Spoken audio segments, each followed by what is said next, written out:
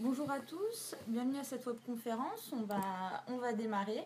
Donc aujourd'hui la webconférence portera sur le DDMRP et les flux tirés. Ces notions seront expliquées par Pierre-Alexandre Deloin, qui est un de nos partenaires, et Eric Huguer. Voilà, j'en dis pas plus, je passe la main à Eric Huguer qui va commencer en vous expliquant un petit peu le partenariat. À tout à l'heure. Bonjour à toutes et à tous, donc Eric Huguer, je suis un directeur associé au sein du cabinet XL Group. Donc effectivement, XL Group et Albert Deloin ont créé ce partenariat tout simplement pour unir, je dirais, notre expertise, nos expériences sur les sujets que sont le flux tiré. Et on a vraiment jugé opportun et nécessaire de combiner à la fois une approche métier, hein, que nous menons dans nos projets de transformation, et puis comment outiller cette approche métier avec des logiciels tels qu'ils sont conçus et développés par le cabinet Albert Deloin. Au niveau du sommaire, je vais repréciser un petit peu quels sont en fait les facteurs clés de succès et les caractéristiques d'une entreprise qu'on pourrait qualifier de lean. Et puis ensuite, Pierre-Alexandre détaillera les différents aspects du flux tiré. On parlera également du DDMRP dans une logique d'organisation, de mise en place d'outils. Et puis surtout, on conclura par les enjeux et l'importance de travailler sur ces questions. Alors, concernant l'entreprise Lean, en fait, dans nos programmes de transformation, quels sont quelque part un peu les facteurs clés de succès qui font que l'ensemble de ces démarches vont fonctionner? Comme on dit souvent dans le Lean, c'est celui qui fait qui sait. Et donc, le fait d'impliquer les collaborateurs sur leurs propres changements, que ce soit sur du Kaizen, de la résolution de problèmes, de l'ergonomie au poste, de la mise en flux, le fait effectivement d'impliquer ces collaborateurs dans ces démarches revêt un caractère particulièrement important. Et en tout cas, nous, on accompagne ces démarches sur ces différentes questions. Donc, effectivement, le Lean, en fait, tel qu'on peut le décliner, c'est une démarche, un état d'esprit qui va reposer sur deux piliers, l'amélioration continue, donc le Kaizen, en fait, la méthode de résolution de problèmes, comment quotidiennement, par des actions terrain, concrètes, mener en place, je dirais, des chantiers qui vont permettre aux collaborateurs de s'impliquer et puis de voir concrètement que les choses s'améliorent. Avec le respect des individus. Alors, le respect d'un individu, comme le mentionne ici la phrase du docteur Shigeru Shingo, c'est de se dire, quelque part, si on met nos collaborateurs dans des flux qui sont quand même relativement pérennes, dans des flux qui sont bien orientés, eh bien, les gens vont mécaniquement passer moins de non-valeur ajoutée, moins de gaspillage. C'est aussi ça le respect des individus. C'est pas toujours être complaisant avec les gens, c'est simplement de travailler avec eux pour leur permettre d'améliorer, je dirais, leur qualité de vie au travail et le quotidien. Alors, on nous pose parfois la question, ok, mais qu'est-ce qu'une entreprise Lean? En fait, ce qu'on peut regarder, c'est d'un point de vue du management, d'un point de vue d'une équipe. Qu'est-ce que ça veut dire? D'abord, certainement des objectifs clairs, partagés, alignés. Dans nos projets, on a beaucoup de chantiers autour des rôles et responsabilités. C'est-à-dire comment est-ce qu'on s'assure qu'au niveau du management, au niveau des équipes, les gens soient effectivement alignés sur le niveau de performance à atteindre, à la fois l'existant et puis la cible. Donc ça veut dire que oui, on met en place des méthodes de résolution de problèmes, du management visuel et des rituels de management qui vont permettre de piloter la performance au quotidien. Donc là, on est un peu sur l'organisation, un peu ce qu'on pourrait appeler les soft skills. Deuxième aspect, et là je commence à introduire, je dirais, l'objet de notre réunion, de notre webconférence aujourd'hui, c'est qu'est-ce que ça veut dire d'un point de vue de l'organisation des postes et des flux. Eh bien, il est clair qu'au niveau des postes, on a travaillé sur l'ergonomie, on a travaillé sur la standardisation, on a travaillé sur des notions de 5S, et puis on a aussi travaillé sur une répartition de la charge et le fait de pouvoir équilibrer, je dirais, les différents postes. Et enfin, sur les flux, effectivement, aujourd'hui, encore chez beaucoup de dirigeants, voire beaucoup de personnes, la seule façon de répondre à un taux de service client, c'est d'avoir du stock. C'est d'avoir du stock sur l'ensemble des chaînes de la valeur. Alors, bien évidemment, il en faut du stock, et on le verra juste après avec Pierre-Alexandre.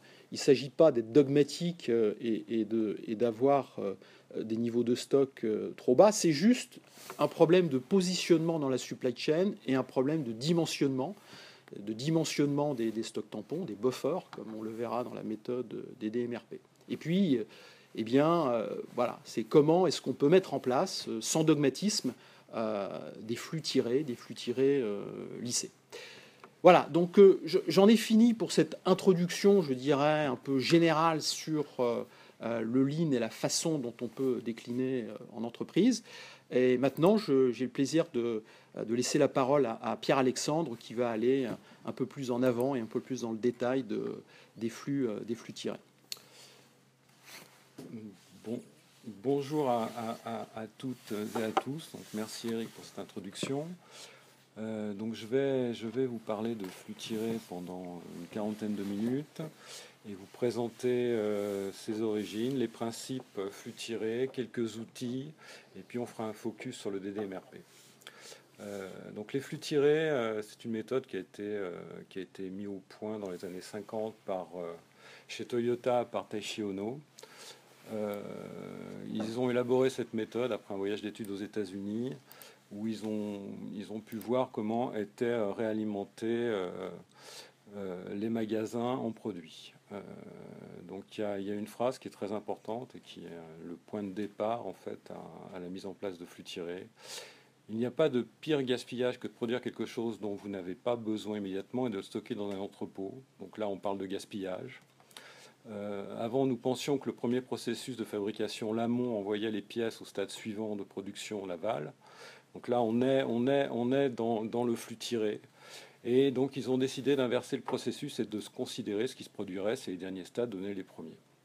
Voilà. Donc l'idée, c'est la demande client, tire la fabrication, tire les approvisionnements. On va passer. Donc le flux tiré, c'est un moyen pour obtenir le juste à temps. Pour rappel, le juste à temps, c'est avoir le produit voulu en quantité voulue, à l'instant voulu et à l'endroit voulu, à tous les niveaux de la nomenclature. L'idée, c'est de ne pas reporter au lendemain et de ne pas faire plutôt ce qui doit être fait.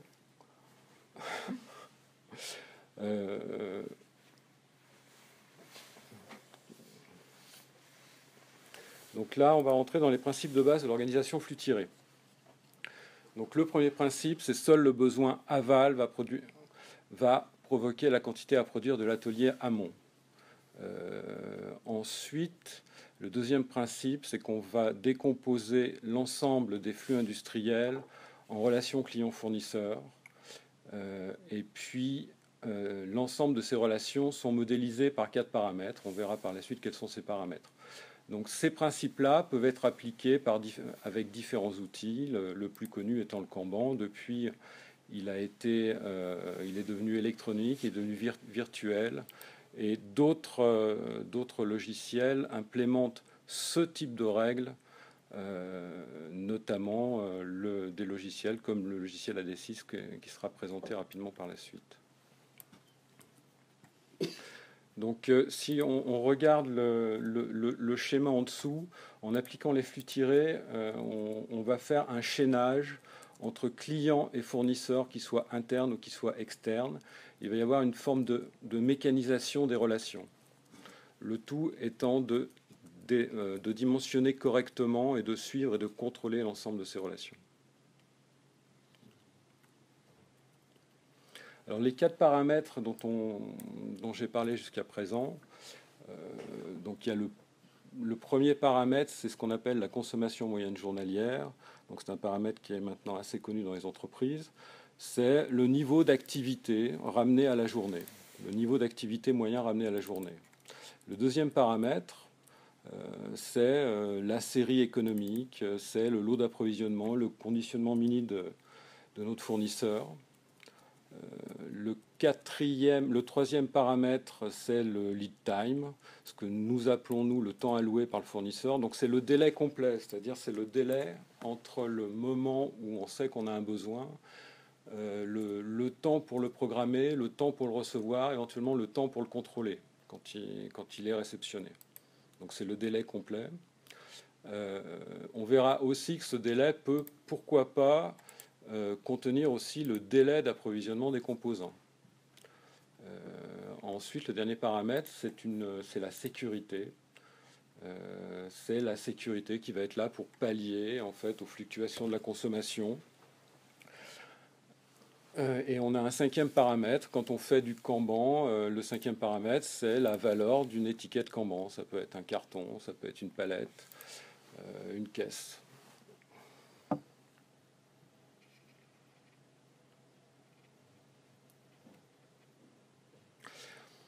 Donc, la diapositive qui est présentée est là pour montrer de quelle manière on peut exploiter les paramètres qui définissent et qui régissent une relation client-fournisseur.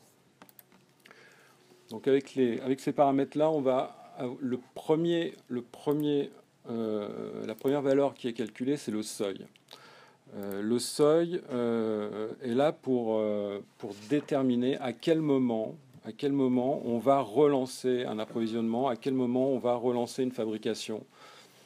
Donc le seuil, c'est le délai plus la sécurité que l'on s'est donné. Il est important de voir que ce seuil, il est fonction de la CMJ, il est donc variable. Si votre activité est de 100, le seuil va être d'un certain niveau. Si votre activité augmente, le seuil va augmenter. Si votre activité baisse, le seuil va baisser. Avec ces paramètres, on peut aussi définir d'autres valeurs qui sont très intéressantes, comme donc le stock mini, hein, qui correspond à la sécurité qu'on s'est donnée. Donc en théorie, notre minimum de stock va être de cette valeur-là. Le stock maxi, c'est quoi? C'est on reçoit des marchandises. En théorie, quand on reçoit des marchandises, le délai est passé, donc on a consommé la partie jaune. Donc notre stock va être la sécurité plus le lot que l'on vient de recevoir. Donc notre stock va osciller entre ces deux valeurs, entre le mini et le maxi, et donc notre stock moyen va être de la sécurité plus le lot de fabrication, plus le lot d'approvisionnement divisé par 2. Important aussi, notre engagement maximum va être la somme de tous ces paramètres. Donc en théorie, à aucun moment dans notre boucle flux tiré, le stock doit dépasser cette valeur. Ou alors il y a eu des anomalies de gestion qui peuvent expliquer ça. Donc ça n'a pas trop d'intérêt au niveau d'une seule boucle, mais après on peut imaginer faire ce type de calcul sur des familles d'articles, sur tous les articles qui vont passer dans un atelier. Donc ça nous permet d'imaginer quelle va être la valeur moyenne en stock à cet endroit-là.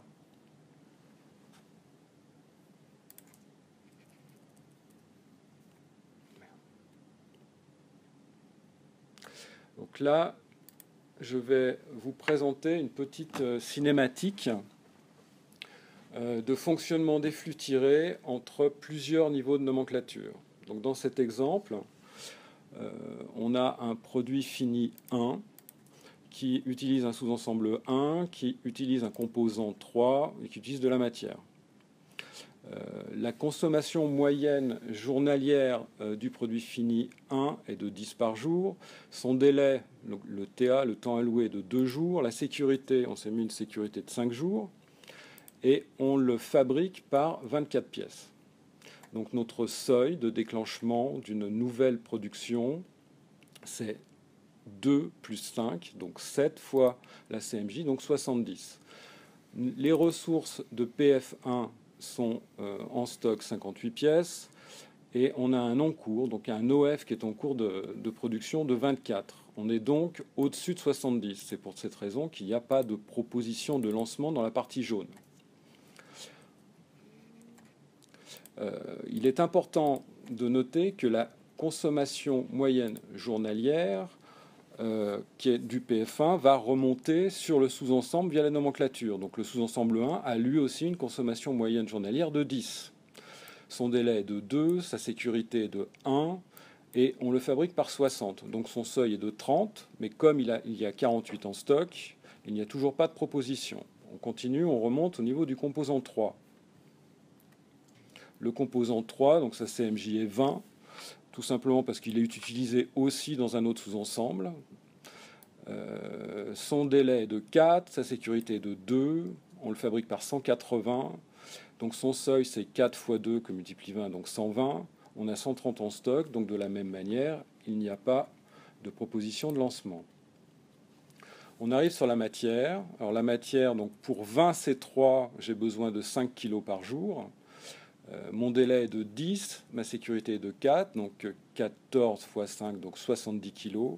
Mes ressources étant composées d'un stock de 68 kg, j'ai donc une proposition de lancement de 72 kg qui est apparue donc à la date du 25 mai 2016, qui correspond à l'exemple en question. Donc pourquoi 72 ? Parce qu'on a décidé, ou parce qu'en collaboration avec le fournisseur, on sait qu'on commande par 72 kg.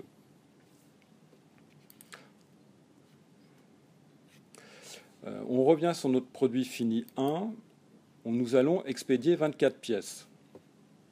Donc on a un carnet de commandes et ce matin, nous expédions 24 pièces pour un client. En expédiant les 24 pièces, nous avons baissé à ce moment-là le stock de 24. Donc nos ressources ont diminué de 24 pièces. Donc mes ressources étant de 58, je suis en dessous du seuil. Nous avons une proposition de lancement. Donc il est temps de lancer une fabrication, de programmer une fabrication pour ce produit fini 1. J'ai un encours de 24. Pour cet encours de 24, je vais consommer des sous-ensembles 1. Donc en consommant des sous-ensembles 1, je baisse mes ressources et automatiquement j'ai aussi une proposition de lancement qui apparaît de 60. Pourquoi ? Parce que 24 est inférieur à 30, donc il est temps de relancer la fabrication du sous-ensemble 1. Donc cet exemple illustre en fait la relation entre les différentes boucles flux tirées qui ont été paramétrées dans le système. Ce qui est important, et on le verra par la suite, c'est de surveiller la CMJ.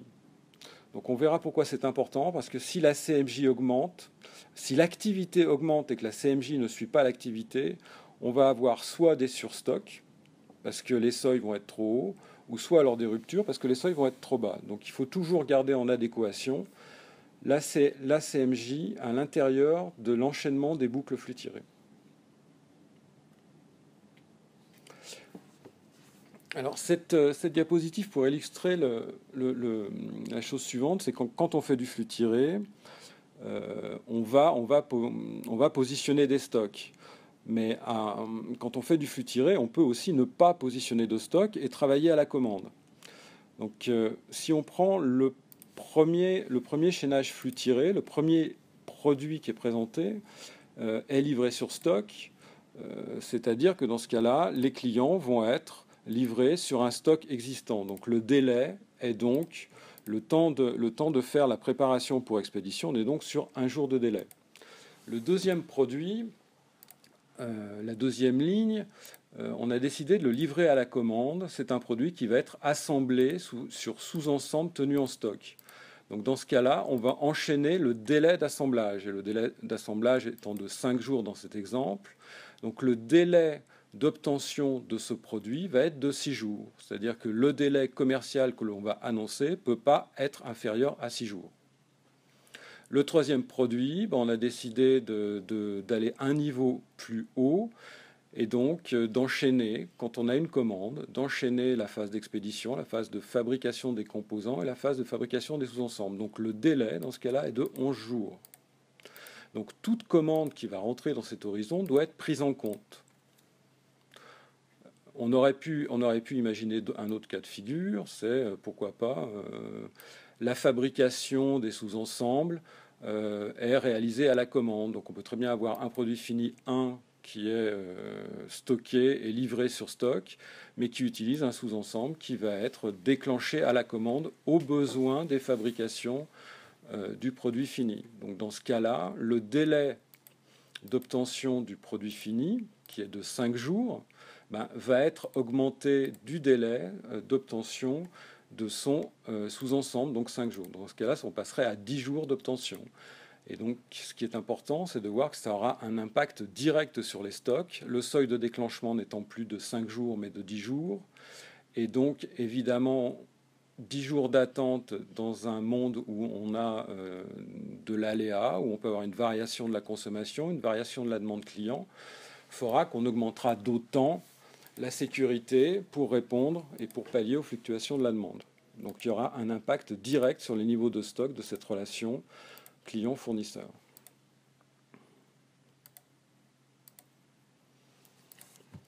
La structure d'une organisation flux tiré. Une organisation flux tiré, ce n'est pas uniquement du Kanban, ce n'est pas uniquement gérer du court terme. Une organisation flux tiré doit être pilotée, doit être contrôlée, doit être surveillée. Donc,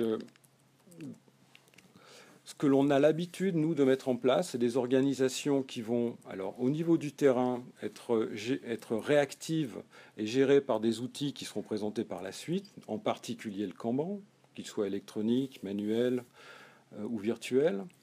Donc là, on est dans un système réactif. Je livre, mes ressources baissent, je tombe en dessous de mon seuil, je redéclenche, et ainsi de suite à chaque niveau de nomenclature. Au niveau du court terme, on va surveiller le paramétrage. Donc, comme je disais précédemment, les seuils, que ce soit des seuils informatiques, que ce soit des seuils qui sont matérialisés par du Kanban, ont besoin d'être contrôlés, surveillés. Donc pour faire ça, il faut surveiller le paramétrage des boucles, en particulier la CMJ. Donc là, on est dans le rôle de la planification. Il faut que je surveille que le dimensionnement de chacune de mes boucles est adapté au niveau d'activité du moment et aussi en ayant un regard sur l'activité future. Et c'est là qu'on va utiliser, dans ce cas-là, les prévisions que fabrique, que construit l'entreprise ou les prévisions que fournissent les clients. Ces prévisions vont être utilisées pour avoir une vision à moyen et long terme des niveaux d'activité de l'entreprise qui vont nous permettre, dans ce cas-là, de pouvoir faire une exploitation de ces prévisions pour des tableaux de charges mensuels, hebdomadaires, sur des horizons de 3 à 24 mois. De la même manière, des tableaux de charges d'approvisionnement sur des horizons de 3 à 24 mois. Donc on reviendra sur ces sujets-là par la suite. Alors c'est très important, c'est quand on commence à réfléchir aux questions du flux tiré, la première question à se poser, c'est quelle est ma politique commerciale? Quand je parle de politique commerciale, c'est le sujet de je livre mes produits de quelle manière? Quels produits vont être livrés sur stock? Quels produits vont être livrés à la commande?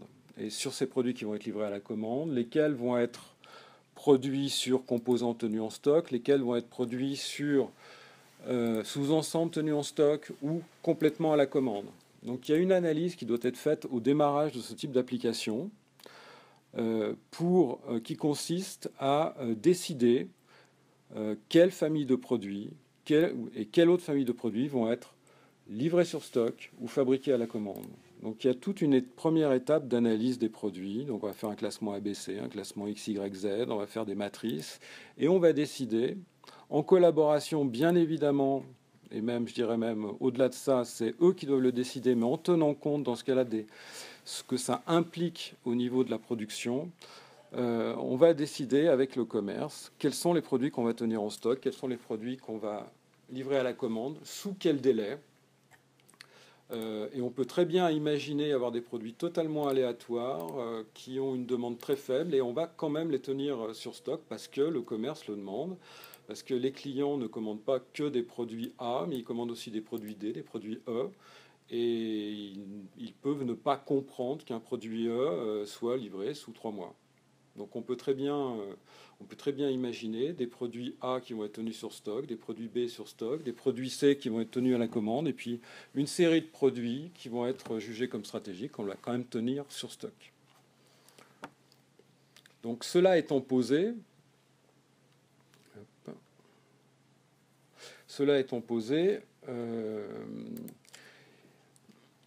il est important de comprendre à travers les différentes diapositives que j'ai présentées que la CMJ est l'élément le plus important. La CMJ, c'est l'élément qui va permettre de synchroniser l'ensemble de la chaîne, du pilotage de la supply chain en flux tiré.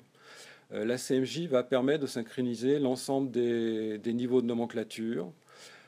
Donc c'est l'élément principal qui doit être surveillé.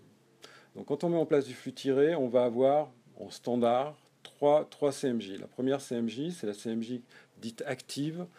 C'est celle qui est fixée, c'est celle qui détermine comment est gérée à l'instant T la boucle flux tiré. Elle a été choisie sur la base d'historique, sur la base de prévision. Cette CMJ active qui est fixée va être surveillée par ce qu'on appelle une CMJ calculée. La CMJ calculée doit être calculée au fil de l'eau, au fil des événements, et elle détermine le niveau d'activité du moment. Elle va être calculée sur la base des livraisons passées, sur la base du carnet de commandes, sur la base des prévisions, et elle a pour principale fonction de challenger la CMJ active, c'est-à-dire de vérifier que la CMJ active qui a été fixée, donc les seuils qui ont été fixés, sont les bons seuils et correspondent au niveau d'activité de l'entreprise.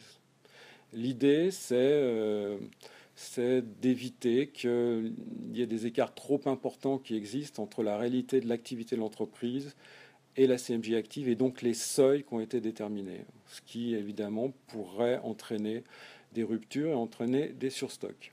Et puis la CMJ prévisionnelle va donner en fait le tempo de la période suivante. La CMJ prévisionnelle va permettre d'anticiper un certain nombre de choses. Pourquoi pas anticiper le fait que le mois prochain, notre activité est en augmentation, donc ça peut avoir un impact au niveau des capacités nécessaires de l'entreprise. La CMJ prévisionnelle permet aussi de vérifier une tendance qui peut être donnée par la CMJ calculée.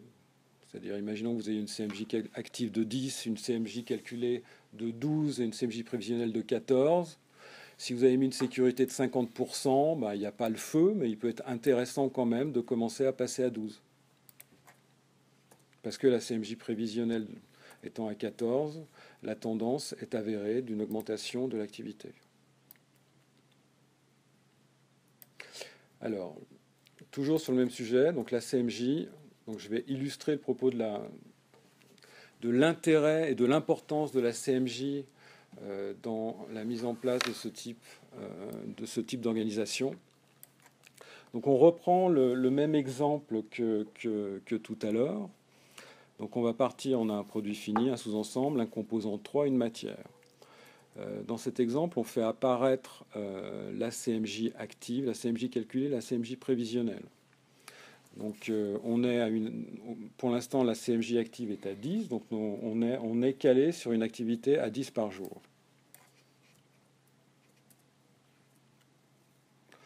Même la CMJ calculée étant à 12, ma prévisionnelle étant à 14, je choisis de passer à 12 au niveau de ma CMJ active. Et instantanément, dans une organisation flux tiré, instantanément, l'ensemble des seuils va être recalculé. C'est-à-dire qu'à l'endroit où je n'avais pas de proposition, je vais avoir tout de suite, en changeant la CMJ, des nouvelles propositions. Pourquoi ? Parce que sur la première ligne, mon seuil est passé de 70 à 84. À 84, mes ressources ne sont plus suffisantes. Donc j'ai lancé tout de suite une proposition de fabrication. Au niveau du composant C3, ça a été exactement le même phénomène. Mon seuil est passé de 120 à 132. Donc mon système s'est recalé sur un rythme de 132 et j'ai à ce moment-là une proposition de 180 qui est apparue. Donc ça marche à la hausse, ça marche aussi à la baisse, bien évidemment.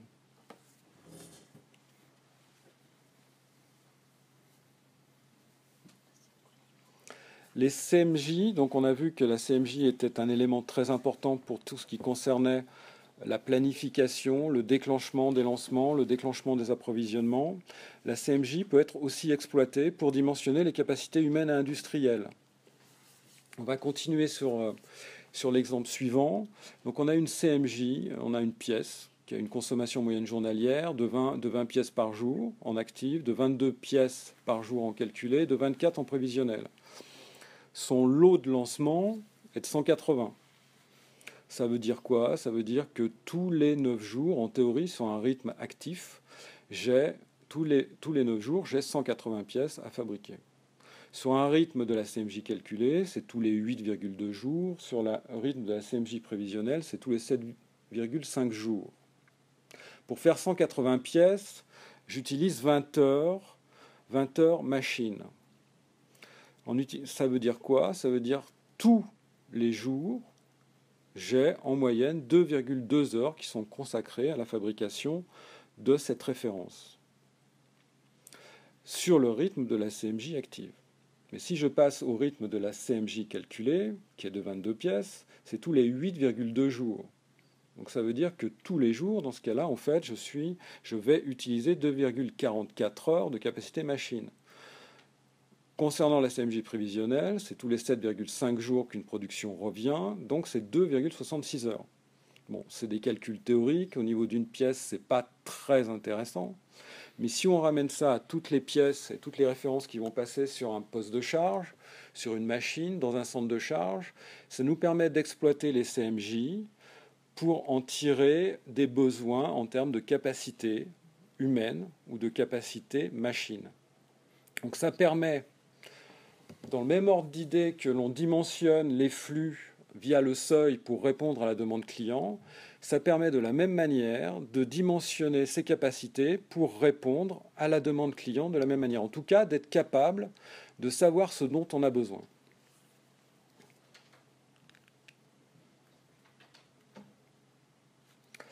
On va passer aux différents outils qui permettent de mettre en œuvre le flux tiré. Donc on va commencer par l'outil le plus courant, le plus connu, emblématique en fait de cette méthode, qui est le Kanban.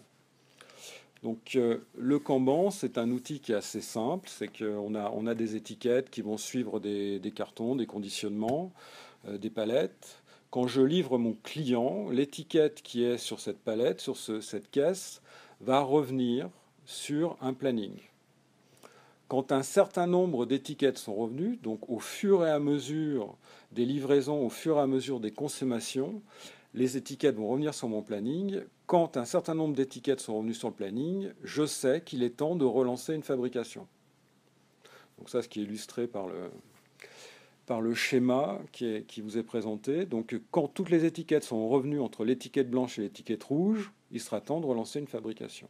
Donc la question, c'est comment faire vivre, comment calculer le nombre d'étiquettes.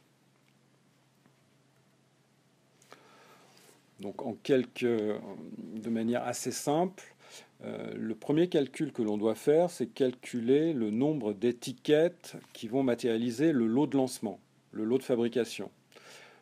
Donc on a vu précédemment que quand on lançait des fabrications, on travaillait sur des lots fixes. Donc un lot fixe, ça va être ce qu'on appelle une LE en quantité. Donc on va diviser la LE par la valeur d'une étiquette Kanban. Une étiquette Kanban, ça va être un conditionnement, ça va être une caisse, une palette, ainsi de suite. Donc on va diviser l'un par l'autre pour donner un nombre de Kanban en limite d'engagement. Ce nombre de Kanban en limite d'engagement, on va le retraduire en une couverture en jours. C'est la ligne suivante. Donc je calcule, imaginons que j'ai 10 Kanban et que ma valeur Kanban ce soit 10, 10 fois 10, 100, je divise par une CMJ de 10 par jour, donc ma couverture c'est de 10 jours. Donc je prends cette valeur de 10 jours et je l'utilise dans la formule finale où je vais ajouter la LE 10 jours à un TA, un délai qui est en jour, à une sécurité qui est en jour. Je multiplie ça par SMJ, je divise par le nombre de Kanban et ça me donne le nombre total de Kanban dans ma boucle. Donc on a deux valeurs importantes, c'est le nombre de Kanban qui définissent ce que je lance, donc c'est la LE en Kanban, et le nombre de Kanban total dans la boucle. La différence entre les deux étant le TA plus SM qui a été présenté précédemment, c'est-à-dire le seuil. Donc sur l'étiquette Kanban, communément, on fera apparaître des informations concernant la référence. Dans l'idéal, ça le code, le nom, et puis des éléments concernant son paramétrage aussi. On peut faire apparaître, donc là dans l'exemple qui est là, c'est la gamme de fabrication. Donc il y a du traitement de surface, il y a de l'injection sur presse, de la reprise et du polissage, et on voit apparaître les délais. Pourquoi les délais? C'est des éléments qui vont être, pourquoi pas, utilisés par la suite dans des plannings de management visuel pour positionner les étiquettes dans pourquoi pas, des plannings calendaires. Donc on va avancer et on va arriver au Kanban électronique. Le Kanban électronique fonctionne exactement de la même manière que le Kanban manuel. De la même manière, mais avec à la fois des avantages et des défauts. Alors le Kanban manuel, l'avantage principal du Kanban manuel, c'est tous les aspects liés au management visuel et aussi liés au fait que l'on délègue dans l'atelier l'ordonnancement traditionnel, l'ordonnancement courant. Donc il y a une forme de valorisation de ce qui se passe dans l'atelier et une forme de délégation qui est très, très efficace. Quand on passe au Kanban électronique, on perd une partie de délégation. Par contre, on pallie à un certain nombre de défauts du Kanban. C'est-à-dire que le Kanban, il est amnésique de ce qui s'est passé, il ne sait pas ce qui va se passer, donc il faut le piloter et le contrôler. Le Kanban électronique est un outil qui va permettre de stocker de l'information. C'est un outil aussi qui permet de mettre en place du Kanban dans des situations où le Kanban manuel ne pourrait pas s'appliquer. Ça permet de mettre du Kanban entre un client, une usine, et son fournisseur, une autre usine, sur des distances qui peuvent être très longues. C'est un outil qui peut permettre aussi, dans des contextes particuliers, de régler des problèmes de perte d'étiquette. On a imaginons qu'il y ait beaucoup de références à gérer en Kanban. À moins de mettre des plannings Kanban et d'en mettre dans tous les murs de l'entreprise, voire ça peut ne pas être suffisant. Dans ce cas-là, le Kanban électronique permet de régler ce type de problème. De la même manière, dans des contextes où il peut y avoir des pertes d'étiquettes, le Kanban électronique règle aussi ce type de problème. Alors, je rappelle le Kanban électronique. Les étiquettes sont imprimées, elles sont collées sur les caisses. Quand on consomme une caisse, quand on la livre, l'étiquette est lue, donc il y a une information de consommation qui est donnée au système. L'étiquette est à ce moment-là mise à la poubelle. Et quand un certain nombre d'étiquettes ont été consommées, la LE dans ce cas-là, les étiquettes sont automatiquement imprimées à l'autre bout de la boucle et ça devient, dans ce cas-là, un ordre de fabrication ou un ordre d'approvisionnement en bord de ligne, par exemple.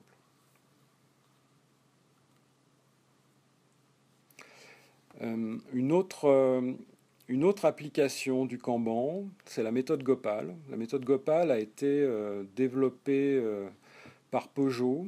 Elle a été connue sous le nom de Record. Donc cette méthode est développée aujourd'hui par l'entreprise Gopal ThinkFlows, dont M. Yves Mille est le propriétaire. Yves Mille a travaillé chez Peugeot au développement de cette méthode. Donc la méthode Gopal est aujourd'hui supportée par un logiciel qui s'appelle Gopal Software Package. Il y a 2 points importants dans cette méthode. La première étape, quand on la met en place, il y a une étape d'ingénierie des flux, c'est-à-dire que on va décrire chacune des étapes d'obtention d'une référence. Donc toutes les étapes, c'est-à-dire les temps d'attente, les temps de réglage, les temps de production. Et tous ces éléments vont être utilisés pour calculer le nombre d'étiquettes Kanban.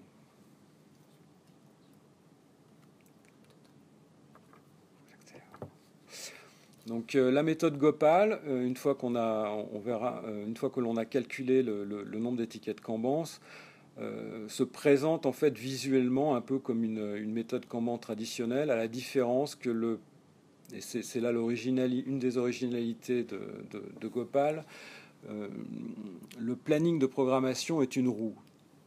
Donc on le voit par la gauche, plutôt que d'être un planning vertical. Mais c'est exactement le même principe. Quand des étiquettes sont consommées, on les accumule. Quand un certain nombre d'étiquettes ont été accumulées et qu'on atteint le lot de lancement, à ce moment-là, il y a une étiquette est positionnée sur la roue qui correspond à un FIFO, en fait, et il faut les prendre dans l'ordre. Donc la méthode Gopal, la deuxième avancée de Gopal, c'est qu'on considère que la consommation, la demande des clients, les livraisons se comportent comme une loi de Poisson. C'est-à-dire que la distribution des livraisons se comporte comme une loi de Poisson, ce qui permet de manière soi-disant prédictive de déterminer le taux de service de l'entreprise. Donc dans l'exemple qui est ici, si on souhaite avoir 97% de taux de service, on va avoir une sécurité de 3 UC, 3 unités de conditionnement. Donc là, on arrive sur les logiciels de la gamme AD6, les logiciels que le cabinet Albert Deloin développe. Donc cette gamme de logiciels se compose de 3 logiciels spécifiques. Donc un APS, qui est le logiciel AD6 DPO, qui se connecte sur les ERP du marché, qui a pour but d'implémenter un pilotage flux tiré de l'ensemble de la supply chain. On a développé aussi un ERP qui implémente lui aussi l'ensemble de ce pilotage en flux tiré. Et puis un outil qui s'appelle AD6 Kanban Edit, qui est un outil logiciel pour piloter et en particulier une application Kanban manuelle. Donc c'est un outil qui va permettre d'imprimer, de piloter, de faire le suivi des Kanban. Alors je vais dérouler les principales fonctions que l'on trouve dans la gamme de logiciels AD6. La première fonction, c'est ce que nous on appelle la fabrique de CMJ. Dans AD6, on va déterminer un certain nombre de critères, de familles de calcul de la consommation moyenne journalière, que ce soit sur des horizons courts pour la calculer ou des horizons à plus long terme pour les CMJ prévisionnels. Donc les articles, les références, qu'ils soient des produits finis, des sous-ensembles, des articles approvisionner, vont appartenir à des familles de calculs qui sont préalablement déterminées, sur des horizons déterminés aussi.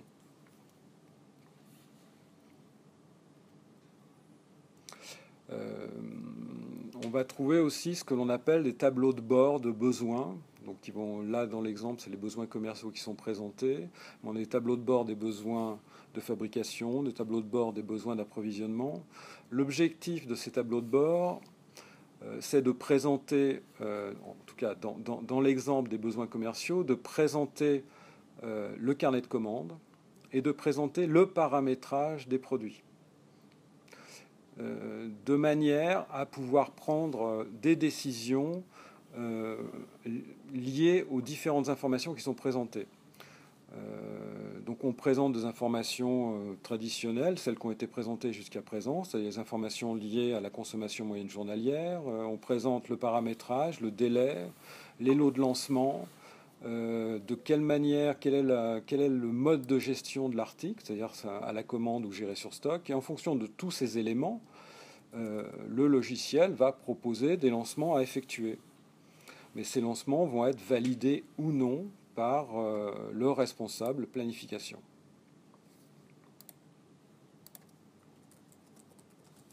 On trouve aussi dans les logiciels de la gamme AD6 les fonctions liées à le pilotage en flux tiré des capacités humaines et industrielles, et aussi un outil de gestion des files d'attente pour le court terme.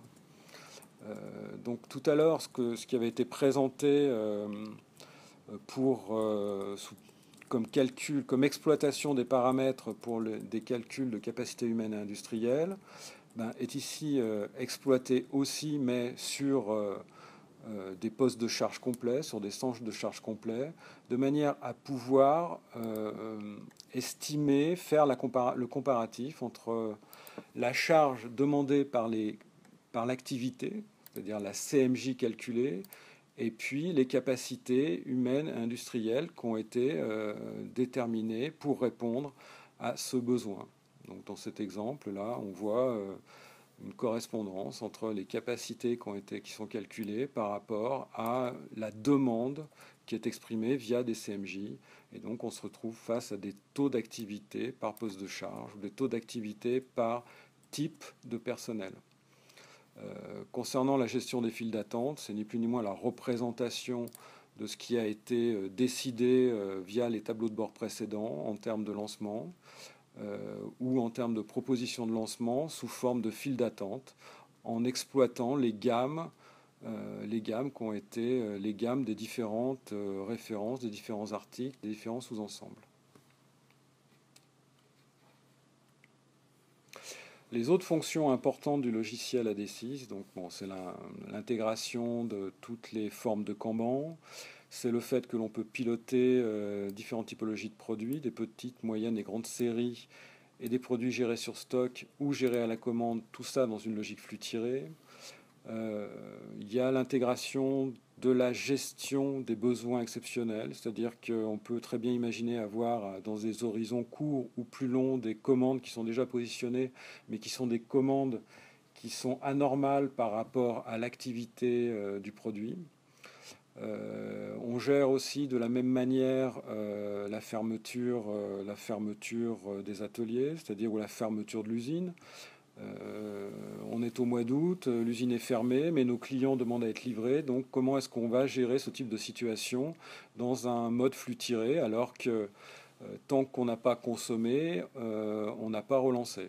Voilà. Donc, il y a des systèmes de stratégie de stock qui viennent piloter ce type de problématiques.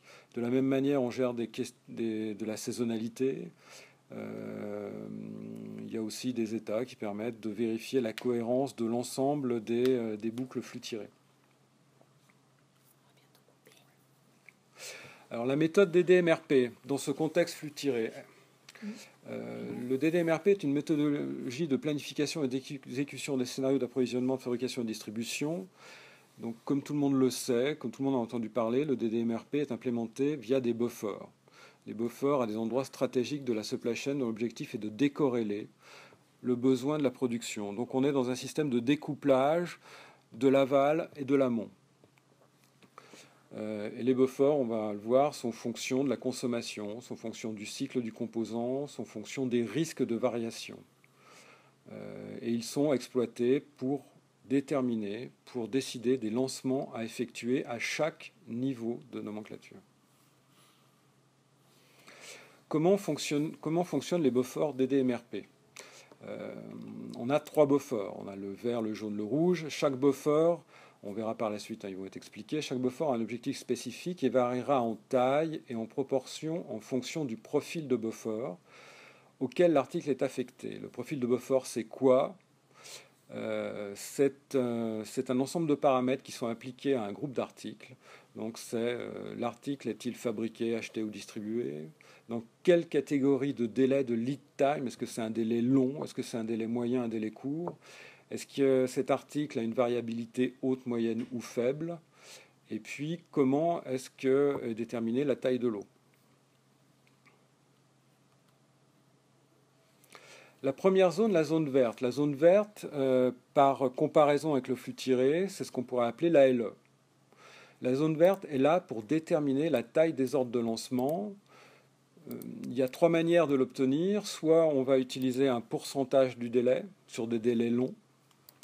soit on va utiliser une quantité minimale de commandes, ce que vous fournit votre fournisseur, voilà mon conditionnement minimum, ou alors sur un cycle de commande minimum. Donc mon fournisseur me livre toutes les semaines, tous les mois, tous les trimestres. Donc calculer la zone verte, c'est calculer ces trois valeurs et déterminer quelle est la plus grande, pardon. Donc la zone verte, c'est le lot d'approvisionnement, le lot de lancement. Donc un exemple de calcul, j'ai une CMJ de 10, j'ai un lead time de 12. Le lead time est de catégorie jugée moyen en termes de taille. Donc on va appliquer 50%. Mon minimum de commande est de 50 chez ce fournisseur et je suis livré tous les 7 jours. Donc comment je vais calculer ma zone verte? Donc par rapport au lead time, je vais obtenir 60. Par rapport à ce que me donne mon fournisseur, c'est 50. Et mon cycle imposé me donne 70. Donc je vais prendre la plus grande valeur, c'est 70. Voilà.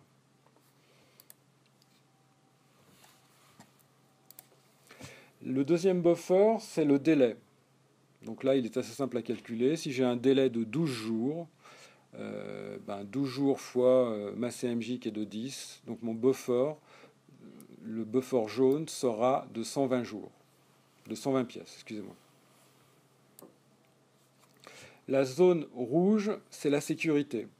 Donc c'est ce que nous avons appelé jusque-là l'ESM. La sécurité en DDMRP est composée de deux valeurs. La base rouge, qui est un pourcentage du délai, et la sécurité rouge, qui est basée sur la variabilité et qui va être aussi un pourcentage de la première valeur. Donc dans notre exemple, on a 70 en lot de lancement, on a 120 en délai et on a 80 en sécurité. Donc on va parler rapidement de l'équation de flux disponible. L'équation de flux disponible, c'est une équation qui nous permet de déterminer quand et combien je dois lancer. Je dois lancer quand mes ressources, ou ce qu'on appelle l'équation de disponible, tombe en dessous de ma zone rouge plus ma zone jaune. Donc l'équation de flux disponible, c'est mes encours, c'est-à-dire ce qui est en cours de production, ce qui est en cours d'obtention, plus mon stock, moins mes commandes qualifiées. Les commandes qualifiées, c'est ce que je dois livrer aujourd'hui, plus mon retard, pour faire simple. Donc on compare cette valeur. On compare cette valeur à 80 plus 120, donc au rouge plus au jaune. Si je suis en dessous, il est temps de relancer.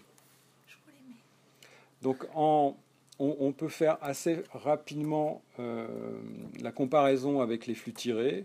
Les flux tirés, c'était quand mes ressources tombent en dessous de mon seuil, je relance. Or, le seuil en flux tiré, c'est mon délai plus ma sécurité. Et on s'aperçoit que dans le DDMRP, on est dans une même logique.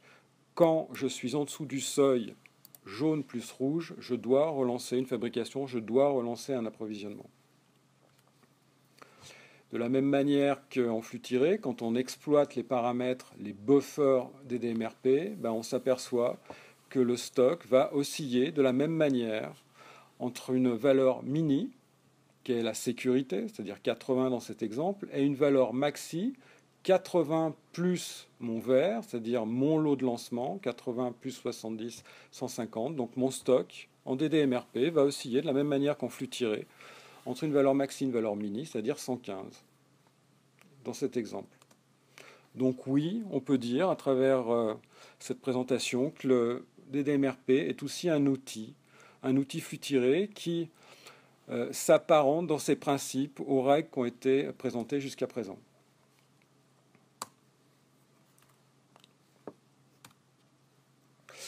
Dans quel secteur, dans quel type d'activité les flux tirés peuvent être appliqués?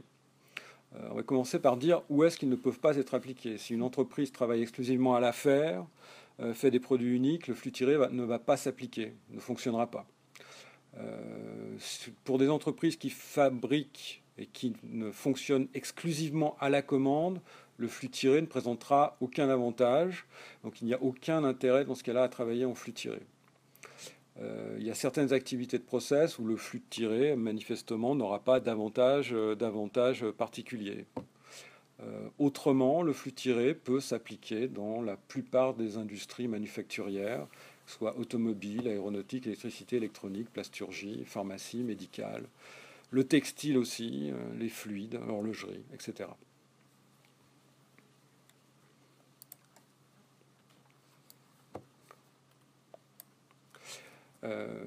Les enjeux du flux tiré, par expérience, le retour sur investissement traditionnellement, communément et très souvent, dans plus de 90% des cas obtenus, c'est une réduction généralisée des stocks et des encours supérieure à 30%.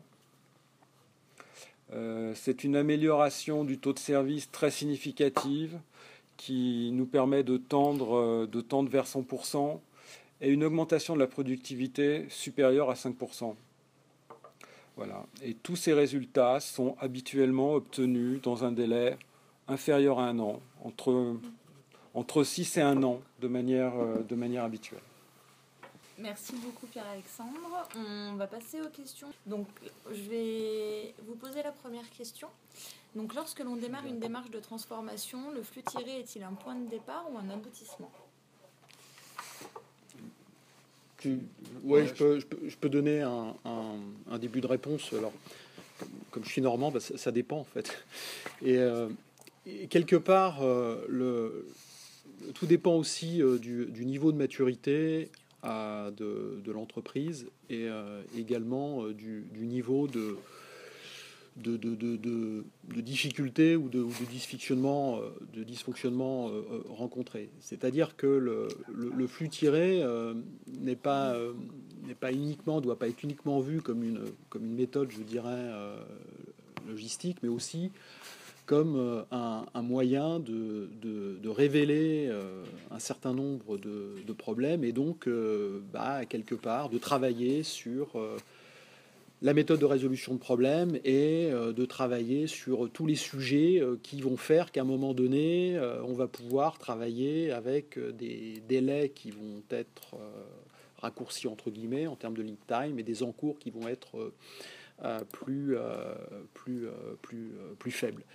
Il est clair que si l'entreprise croule sous des difficultés d'organisation, de qualité, etc., je recommanderais plutôt de travailler sur des sujets annexes visant à casser un peu les rochers. Hein. C'est toujours la même image qui est bien connue dans l'amélioration continue, c'est-à-dire que vous avez un bateau, c'est l'entreprise, et puis vous avez le niveau de l'eau, c'est le stock, et puis les rochers, c'est les problèmes. Donc si vous baissez, si vous mettez des actions qui vont faire que le niveau de l'eau baisse trop rapidement, quelque part, vous allez vous retrouver à un bateau qui va se fracasser sur les rochers. Donc là, j'ai envie de dire, voilà, tout dépend de la maturité, des enjeux, et il n'y a pas forcément de réponse ultime. En tout cas, chaque cas revêt un caractère particulier. Alors, j'ai deux autres questions relatives à la CMJ. Quelle est la relation entre la CMJ et le takt time? Et en même temps, vous pouvez peut-être du coup répondre. Quelqu'un demande aussi la différence entre CMJ active et calculée. Donc revenir un peu sur la CMJ. Alors la CMJ la CMJ active et la CMJ calculée. La CMJ active, c'est une décision de planification et d'ordonnancement, c'est-à-dire le responsable du pilotage. Donc le responsable supply chain va déterminer des niveaux d'activité en fonction d'historique, en fonction de ses prévisions. Donc il va dire, voilà, dans l'exemple qui était présenté, ma CMJ active, je la fixe à 10. Et la CMJ calculée, elle est là exclusivement pour contrôler la bonne valeur de cette décision. Voilà, c'est-à-dire que le rythme de 10 est-il toujours valable? C'est la question à laquelle répond la CMJ calculée. Donc si l'écart entre l'une et l'autre devient trop important, si cet écart n'est plus, n'est plus utilisable via la sécurité que l'on s'est donnée, dans ce cas-là, il est temps de changer la CMJ et d'appliquer dans ce cas-là la CMJ calculée. Concernant le takt time et puis la CMJ, l'un et l'autre sont assez liés, dans la mesure où le takt time est un rythme et la CMJ est aussi un rythme. Donc le takt time et la CMJ sont deux éléments très comparables. Merci. Lorsque le catalogue comprend plusieurs centaines de références, le système en flux tiré reste-t-il viable ? J'aurais tendance à dire que si on n'avait que du Kanban sous la main, ça peut devenir compliqué si on a des centaines, des milliers de références, même si c'est des choses qui ont déjà été faites. C'est pour ça qu'il y a des logiciels en fait, qui sont là pour gérer la multitude et qui peuvent permettre de gérer ce type d'organisation, quel que soit le nombre de références. Vous avez bien illustré le parallèle flux tiré des DMRP d'un point de vue planification. Quelle similarité sur l'exécution ? Au niveau de l'exécution, flux tiré des DMRP, dans la mesure où des DMRP est un outil flux tiré, l'exécution reste la même. C'est quand mes ressources tombent en dessous de mon seuil, il faut déclencher. Et ensuite, il faut avoir aussi tous les outils, de la même manière que pour le flux tiré, tous les outils qui permettent de vérifier que mon paramétrage des DMRP, c'est-à-dire mes différentes zones tricolores, sont toujours bien adaptées à mon activité. Non, l'exécution est strictement, pas strictement, mais très proche et très comparable. Merci. On va prendre une dernière question. Est-il relativement facile d'intégrer cette méthode dans le contexte de l'industrie 4.0 ?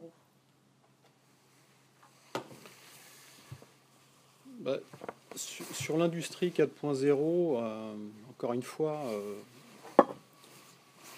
qu'est-ce qu'on y met derrière ? Si on y met derrière la capacité d'utiliser les outils du numérique pour diminuer, je dirais, les gaspillages ou la non-valeur ajoutée, que sont souvent éventuellement la ressaisie ou les gaspillages liés au pilotage de certaines activités.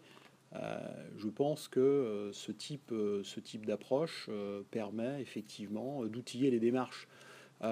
Nous, en tant qu'experts, je dirais, cabinet Lean, on n'a pas d'opposition par rapport au fait, sur certains aspects, d'utiliser les outils du numérique.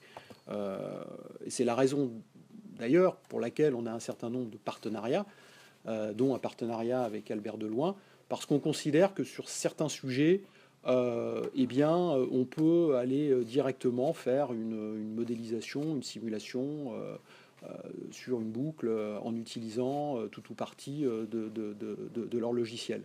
On a également, je dirais, des partenariats avec des gens qui vont nous aider à mettre en place des systèmes pour aller récupérer de la donnée et puis ensuite faire du traitement de données, notamment pour remonter du calcul de TRS, faire du SPC, faire des formulaires, des formations points clés, des instructions d'activité standard, etc.